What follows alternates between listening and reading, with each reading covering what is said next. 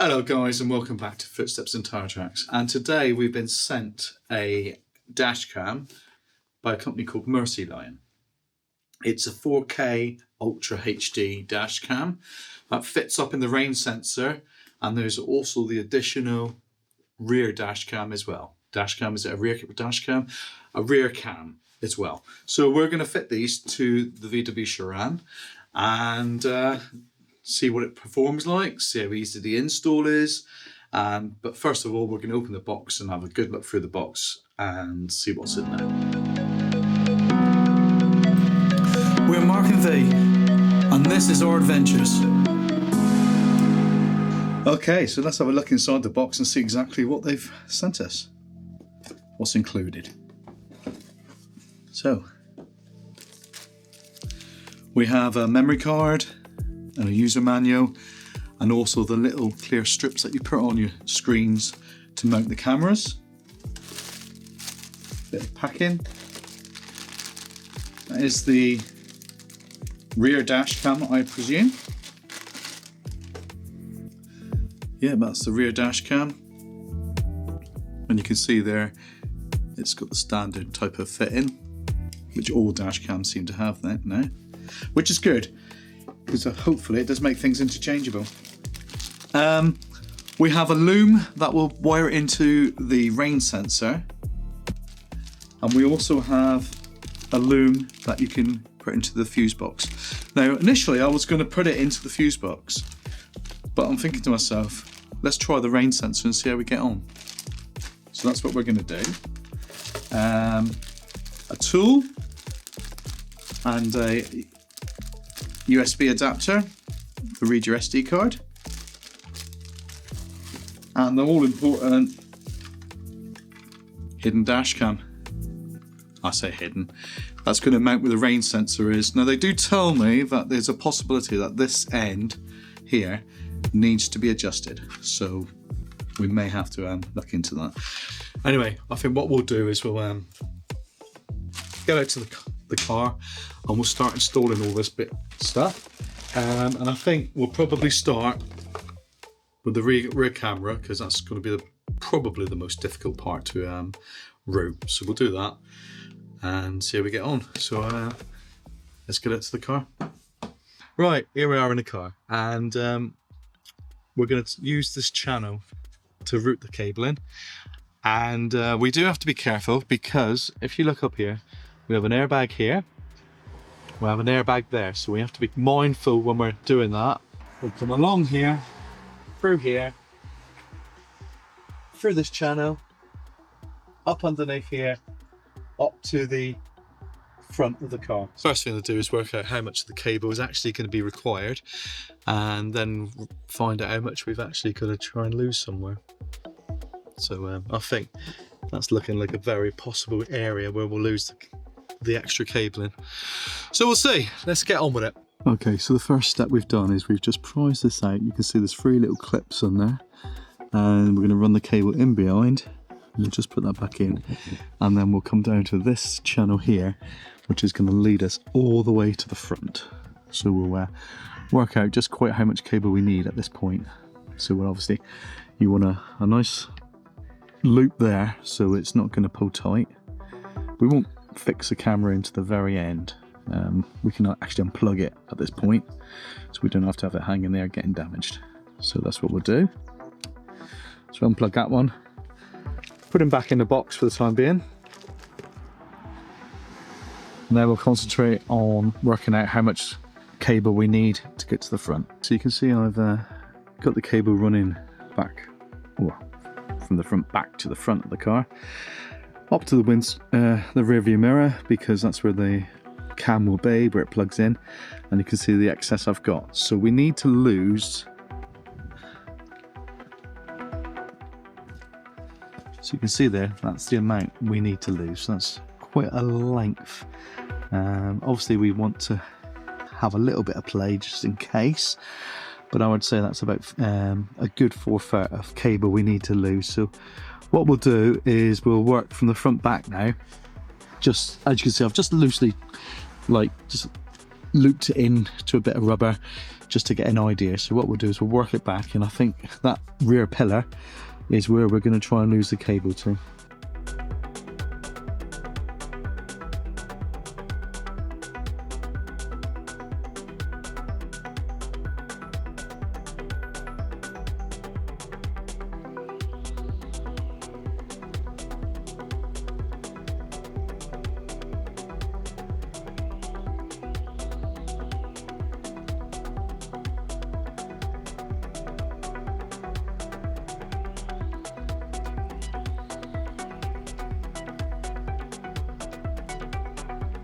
It's almost there. It's the hardest bit, it's the last little bit. There he is. You can just see him starting to slip in behind. And when he goes, he'll just pop in.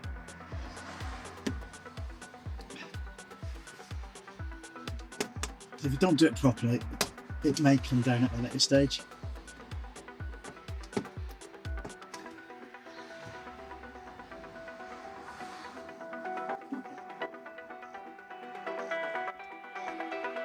So we've got a bit of cable floating there, so we can certainly make that disappear. And then we're going to carry on down along the car, making it disappear.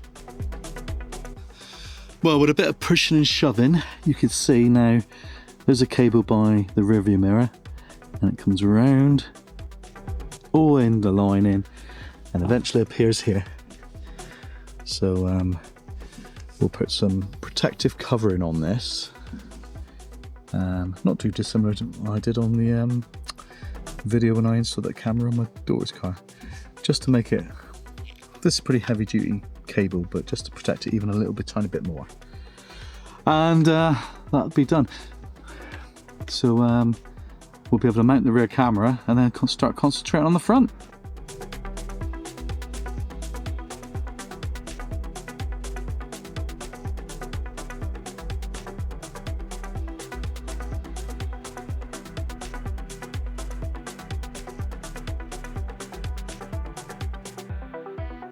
So there you are, that's the rear camera mounted. I'm hoping we'll have to find out that that's going to be the best view, because that's going to take on the road as well behind us, you know, overtaking and all the rest of it. So I'm hoping the field of view will come over to about here. We'll see. There's not a lot of instructions with this kit, to be perfectly honest with you, apart from the instructions on how to use the app. So I'm presuming, right, and I might be getting this wrong, but the first thing you have to do is separate the casing. Now I haven't got a casing up there, so you have to remove that, and I think you're probably going to remove the bottom piece of casing as well, so I'm going to have to have a look at that as well. They did say it's probably going to have to be trimmed, and when I started looking at it, I think it probably has. Now, to get that to line up, I think we're going to have to take it back one of these lines. Now the problem is, until we can measure it properly, I don't want to do it. So I'm going to try and work out the easiest way of measuring it now. So bear with me, and I'll come back, and once I've sussed out how I think it's done, I will tell you. But I've gone through the instruction manual twice now, and I cannot see anything on the instructions on how to fit it apart from using the app. There's a little tiny bit in the front that shows you the camera you should have, which is totally different to this anyway. So we will suss it out. We will suss it out, and we will get it working. Just going to take a little bit more time than I'd hoped. So we'll be back very soon. Okay, while I'm trying to figure out how to take that little bit of casing off, I removed that socket there for the loom. Now, when you come to do it, it's just tight. I've been struggling like a lot trying to pull it out, and I kept on looking at it to see if there was any little tab or something I had to push in, but it's not. You literally just got to wiggle it from side to side and it will come out. But it is very, very tight, and it's awkward as well, the position it's in. So just take your time, be careful, and you'll be all right. When you come to put this loom in, there's a little tab, and it goes to the bottom right. So let's push it in there. And there you are, that's located in. That goes to the bottom right. Then we have two to connect. One would obviously make a circuit, that's coming in, which I believe is that one. And then we have that one there that will go to the camera. We look on the camera, we have a 3-pin connector there, but we also have that 2-pin connector, so I'm not quite sure what that is about at the moment. But we will try and find out. Like I said, there ain't a lot of instructions in there. Is there any more wiring up here?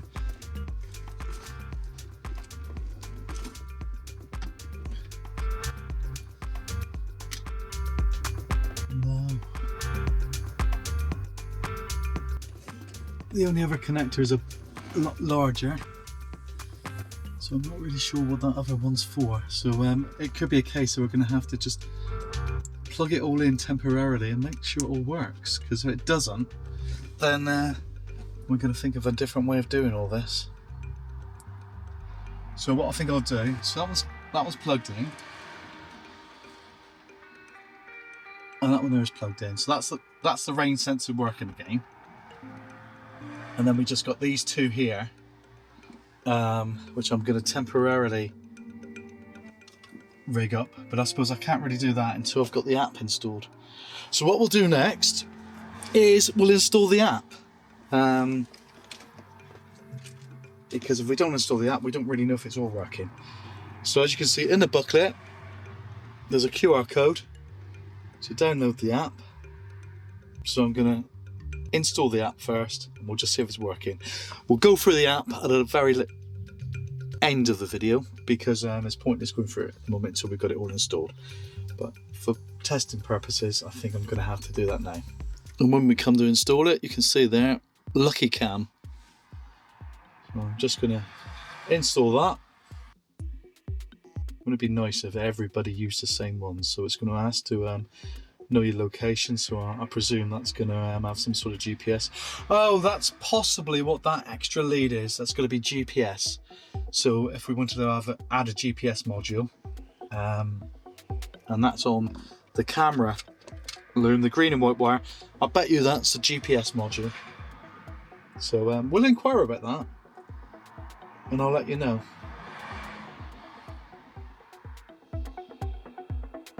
Okay, so the first thing I'm going to do is I'm going to get all these things temporarily connected up.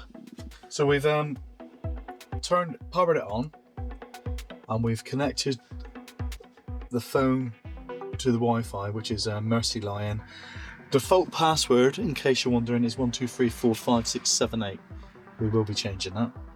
So we've connected to the camera.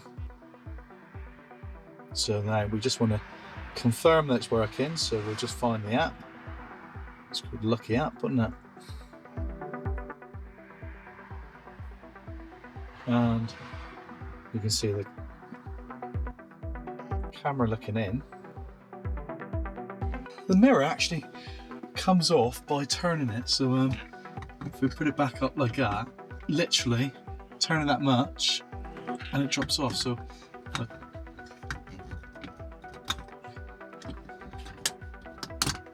Here's where I can't put it back on though. Maybe just like that and turn and it's on. Just push and turn. Little wiggle and it's off. And there's how it fits. So what we're going to do now is we're going to work out how we actually do the next piece. So we're going to take this plastic off, I think, and then go from there. You have to take all the plastic off the rain sensor, and as you can see here, I've temporarily sort of mounted it around and fed all the wires up. So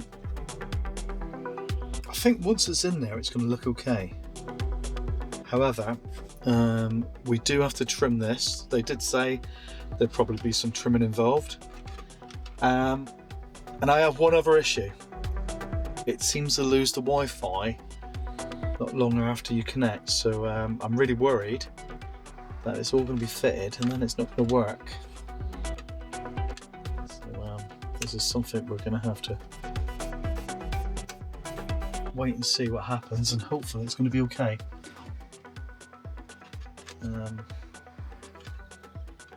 We won't know until we've done that.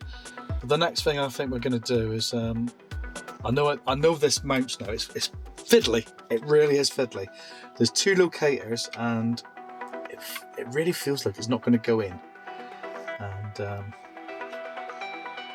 I was at the point of giving up, thinking it wasn't going to fit in, but all of a sudden it just all located. It's very, very tight. So I'm hoping once it's all mounted up there, because obviously you've got the rigidity of the mount there as well, that's going to help move your rearview mirror.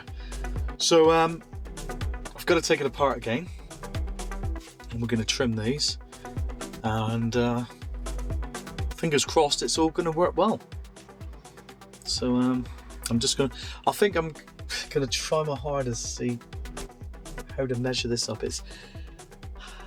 I keep on thinking, how can I do it? And I have wondered whether if I turn it the other way around, whether that'll give you a better idea. But it won't, because obviously that's where it sort of mounts. Anyway, I'll have a play around with it and come back to you. I've trimmed two segments off. You can see that one and see that one. If I was to put them that way, that's the easiest way to show you.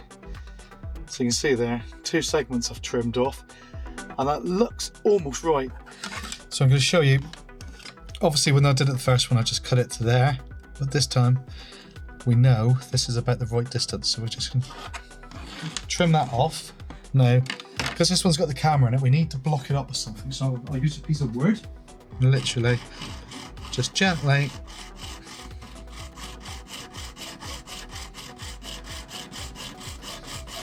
follow the guideline.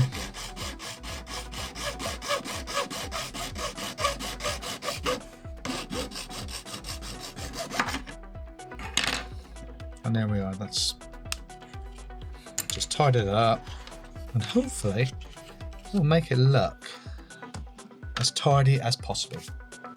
I just want to show you how this all locates as well, because it's that little U-shaped plastic there. So you got that piece there that's just slightly raised. That locates here. It's quite fiddly, but it does locate, as you saw just now. Ooh. Okay, after much struggling, it appears that you've got to put the mirror back and then fit the actual plastic surround to it afterwards. So that's what I'm going to do next. After immense struggling, and yeah, it's dirty as hell up here at the moment, that's going to be cleaned. After immense struggling, we've got to the point where all the cables are inside. The unit is clipped back together and the mirror moves independently. So that is looking good. I'll just go connect these and make that disappear in the headlining, and we're ready to sort of move on to the next step and test it all out. The camera is installed. That's what it looks like from the front. Actually, after all the hassle, pain and heartache trying to get it in there, it don't look too bad, does it? I'm going to take the cover off, that little blue cover off it, the lens. And as we come around the back of the car, we have the same here, look. That's the camera. I haven't put the little bit of protective cabling on there yet, but I'll get that done. Genuinely, very, very difficult to do. In a sense, it's fiddly. Now it's all up there. Does it look all right? Yeah, it does. It does look a little bit skew-wiffle. I'm really worried about pulling it around too much. But I suppose we're going to have to, really. I've had a little bit of a push and a pull with it, and it's a little bit straighter. I don't think you notice it, to be honest. I just think it's the way that plastic mounts onto the camera. Or the rearview mirror, I should say. But it's there. So what we're going to do now is we're going to move on to the app itself. Okay, so what we're going to do now is move on to the app. And on the side of me there will be the screen from my phone. So you can see what I'm actually doing. So we'll go into the app. And you can see straight away we're looking forward. And that is what we see on the main screen. Now we're going to go into the settings, and we're going to stop recording to actually do that. So go into the settings. So we've got the name and the password. Now we can go in there and change your password. I will do that, but obviously I'm not going to do that while you're watching because I'm not telling you my password. So we'll say okay to that. So the next thing, can we change the name? We can even change the name as well. So there you are. You can change it to whatever you want, whatever your heart desires. Then we come down to video, and we got loop recording. So we can have off 1 minute, 3 minutes, 5 minutes. Now I normally go to 5 minutes because in my experience, if you're looking for a lot of video files, it can take a long time. So it just makes it a little tiny bit easier. Then we have the G sensor. Now it's on mid, and I think I'll leave it on mid and just see how it performs. PIP, picture in picture style. So you can have either the front, only the front, or only the rear. You can't have both together. That's a shame. That is a shame. Be nice to be able to see both pictures at the same time. Then we come down to our record format. So we can have 4K at the front, 2K at the back, 4K at the front, 1080 at the back, 2K at the front, 1080 at the back, or 1080 and 1080. Well, I think I'm going to go for 4K and 2K because we want the best quality, and who knows, we might even be able to use it sometimes in footage for videos. Don't know, do we? There's someone in my garden. Record size, we've done that. Microphone sound. So we got off and on. Set up failure, that's interesting. So we got the microphone sound, we got show date and time. WDR, now I'm not sure what WDR is, so let's have a look and see if we can find out what WDR is. Right, WDR, I'm not sure what it is. Wide dynamic range? There's nothing in the manual that I can find, so I'm going to have to look into that. And what I will do is I will explain it down below now while I'm talking, if I can find it. Then we come down, so we got image exposure. So we go in there, we can make it brighter or darker like you would on a normal camera. So that's quite good. So we'll see how that records. We won't bother changing it at the moment. Remain in space on your memory card. Format your memory card. Camera settings, auto power off. Sound volume, low, mid, high. Oh, excuse me. Sound volume, low, mid, or high. Parking. So we got when you park, it will if you get a bump, it will start recording. So we'll leave that on. Time lapse rate. So 1, I would presume, would be normal time. 2 would be double time. 5 would be 5 times. So we're going to put it at 2, so we get a slightly faster rate. So it's just resetting that. Setup failure. Well, we don't like seeing that, do we? Setup failure.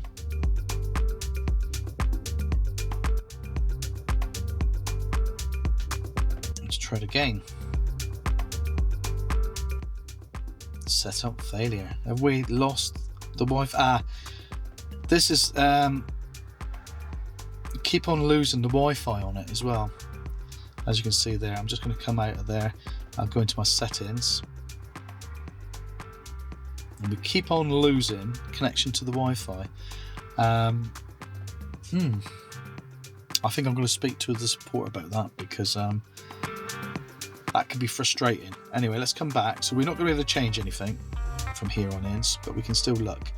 We've got a firmware version. There might be a new no, we got time lapse, right? Then we got time lapse time, so that'll be how long it records for. And then we got the firmware version. So we might find out if there's a different firmware available because of this Wi-Fi. I don't know.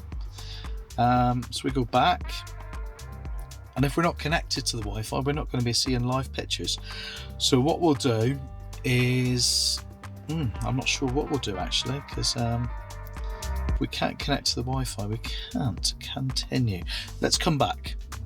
Okay, so we've managed to connect back to the Wi-Fi, and I'm going to go back into the app, and we were looking at the settings, and we come back down to the bottom, don't we?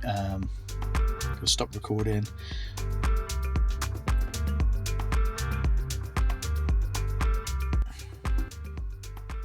Stop recording. Go into the settings.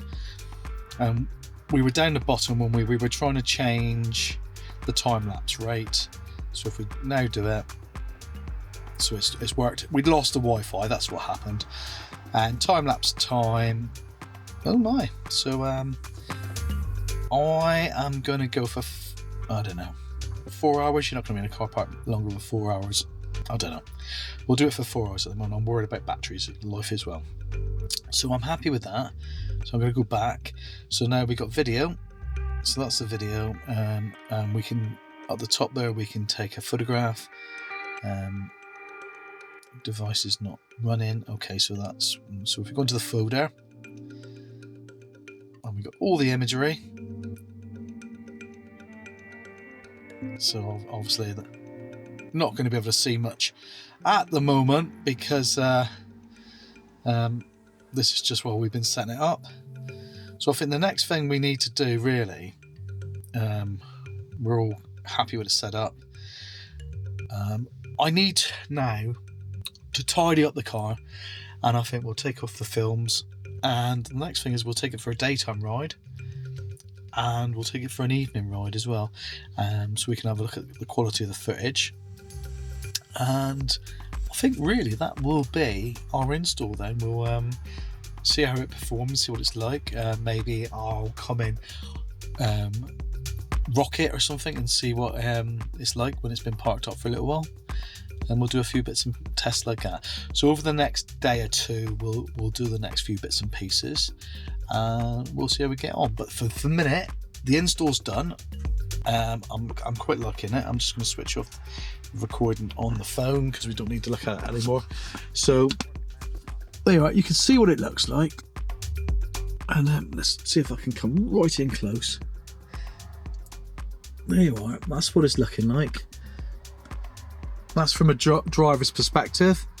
Really can't see much. And if we look to the back, you can see the camera on the left hand side there, and it really doesn't affect, when I look in the rearview mirror, I can see it. If you look in the rearview mirror as well, from my perspective, you can see it, but it certainly isn't going to cause any problems there. So we'll remove the films, tidy the car up, and then the next job is tomorrow, where we'll take it out for a few drives.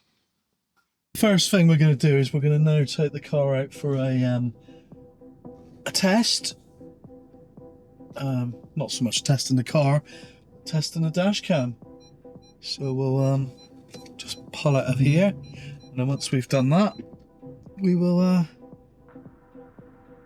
take it on a proper ride. Okay, we're just going to take the car out on a normal sort of day. It's a typical autumn English day. It's a little bit of blue sky, it's slightly overcast, but we'll see what the camera performs like. What I'll do is the camera I'm talking to you on now is I will spin it round so we can get some comparisons to the dash cam. I think that's the fairest way we can go. So I'm going to turn that round now. And we'll do the same later on today. I'm hoping that what we'll do is we'll go out later on tonight when it's dark, and you can see a little bit of the comparison there as well. I really don't know, how much you need to see. This is, typical English sort of green hedges, tarmac. What else do you need to see? We haven't got any really stunning, beautiful landscapes around here unless you consider the moors. But I think this will be good enough just for what we want. I need to go get some fuel, so we'll maybe there'll be some different lighting in there, so we'll go in there as well. So we'll just continue with this for a moment, and I'm not even sure if the dash cam is picking up my voice, and if it is, we'll cut across through the dash cam now. So this is now the dash cam with my voice, so we can hear the difference, and then we'll cut back to the Osmo Action 5, and that's my voice now. So you can hear the differences there. Remember, this is a dash cam though, so we're not, it's not going to be sound quality very good.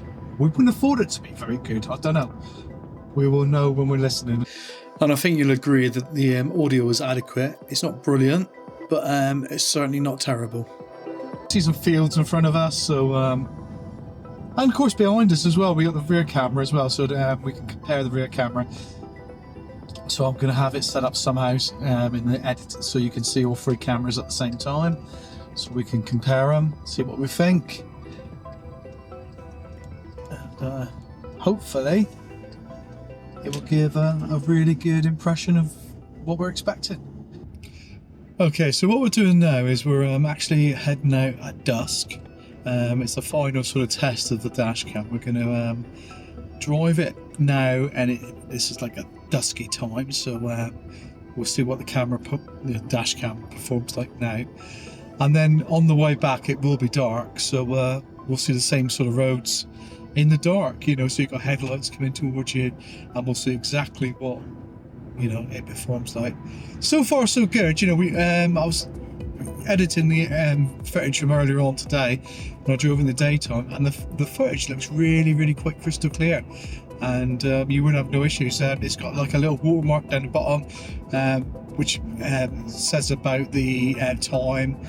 Now I suppose if you had the GPS connected to it as well, which would have been nice really, I would imagine you'd have a location coordinates on that bit of footage as well, which would be even better. Anyway, we'll carry on with this, and hopefully it'll all be good as well. Right, so we've been out to get some fuel, and hopefully the dash cam will sort of picked all that up, because it should carry on recording even after we've sort of stopped for a while.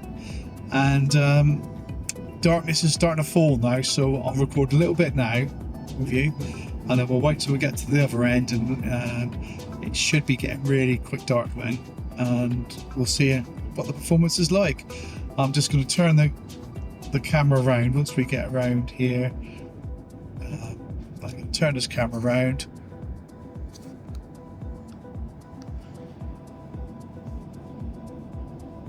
And then you're able to see what it actually looks like through this camera as well as the dash cam. So I'm recording this now, and it's this is what you call countryside, no street lights, so the only lighting is my headlights. So the cars are coming the other way. Be interested to see how bright they look on the dash cam. We're not far off coming into urban area where there'll be street lighting, so we'll look at that as well. And once we've done that, I think that's as much as we can test the camera for its performance. The only other thing left to do is see what the G-Shock's like, and maybe I'll test that tomorrow morning when the car's been sat for a while, and I'll just come and give the car a bit of a shake and see if the G-Shock starts recording, and if it does, for how long. If you remember, we set it at 2, and for 4 hours. So actually thinking about it, it probably only worked for the first 4 hours parked up, so we'll maybe do that tonight. So this is the final part of the night test. This is urban and night time, and we're driving around with street lights. So we're just going to drive around. There's a bit of a town centre coming around in a little while, so we'll go through that. And you'll be able to see the performance of the front and the rear camera. Obviously, the front has got headlights to assist. At the rear, there are no lights apart from when cars come up from behind. So it'll be interesting to see what that's like. So what are my thoughts on this camera? Well, as I said earlier, the actually installing it was quite a tricky, fiddly affair. Mainly because there were no instructions, and I think Mercylion, if you're watching this, maybe you need to think a little bit more about giving some basic instructions with the device. I mean, I struggled a little bit, and I've got quite a lot of experience of fitting cameras and fitting things to cars. Now, someone who's never done it before, I don't think they'd be able to even attempt it. Which is more. Well, they would now with your video. With the video, they obviously will, yeah. So the video will help them, but some basic instructions would be nice. Right, so here we are. We're coming through a town centre, a little town centre. So we've got some more street lights. We're going to come up around in a minute. We've got headlights coming towards us. It's all interesting to see how the camera performs.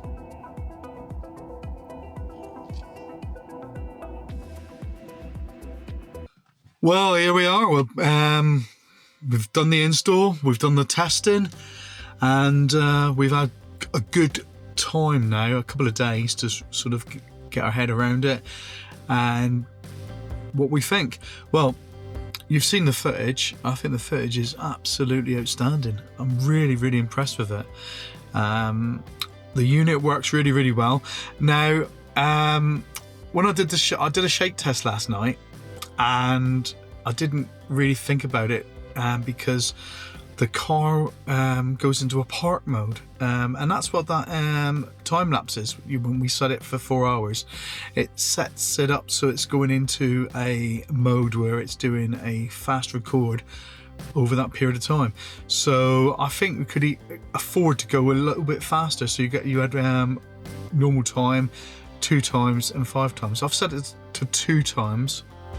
And looking at some of the footage, and I'll put a little bit of the footage in now while I'm talking to you of us in a car park last night, and you will see a few people like as they're moving past and everything. So the car is recording front and rear while you're parked up. So that is really, really good. So you don't even have to worry about the G-Shock because it is recording.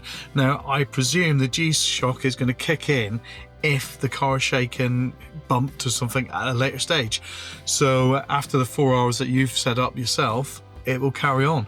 So you bear that in mind though, because the camera is always recording, and there's no option to if there's a battery drops below a certain level. So that could potentially be an issue.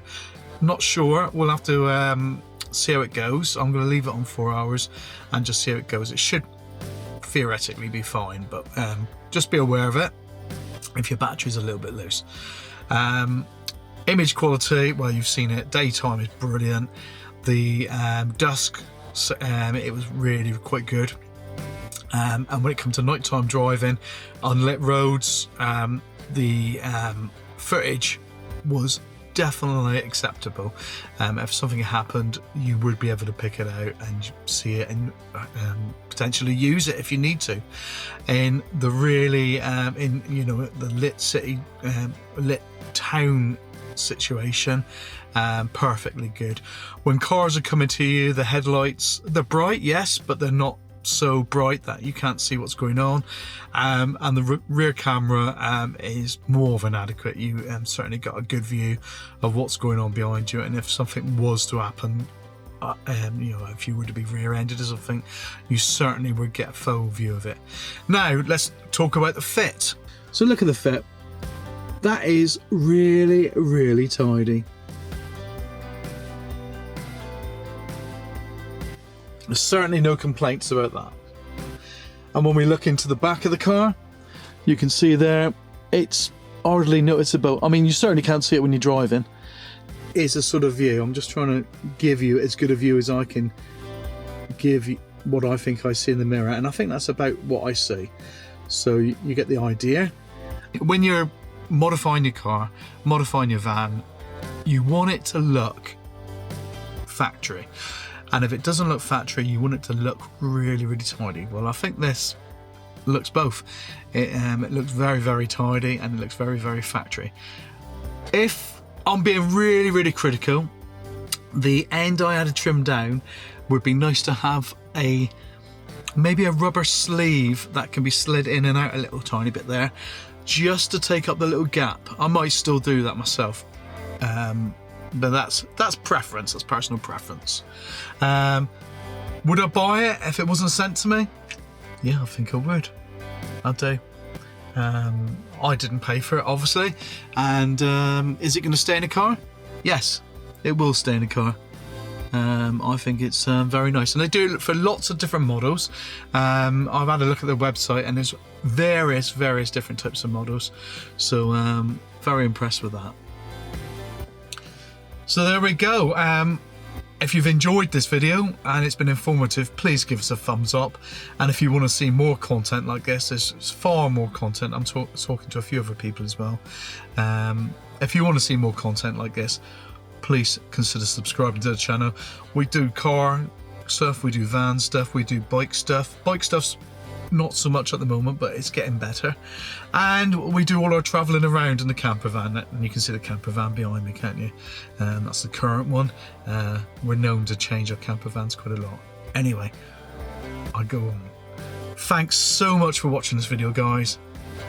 Really look forward to seeing you in the next one. Look after yourselves. Bye.